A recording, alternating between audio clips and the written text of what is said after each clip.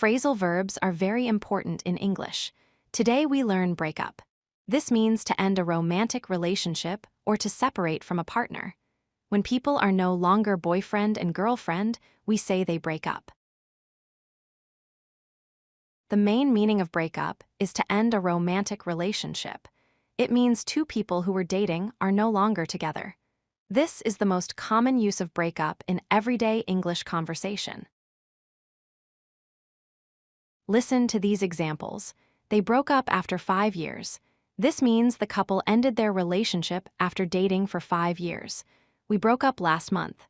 This means the speaker separated from their partner 30 days ago. Here are more examples. She broke up with her boyfriend. This shows a woman ended her relationship. They decided to break up. This means the couple made a choice to end their relationship together. More practice examples. He broke up with me yesterday. This means a man ended the relationship with the speaker 1 day ago. Are you going to break up? This is a question asking if someone plans to end their relationship. Now the grammar. Past tense is broke up. We use this when talking about relationships that already ended. Past participle is have broken up. We use this in perfect tenses like I have broken up with 3 people. Synonyms help you remember.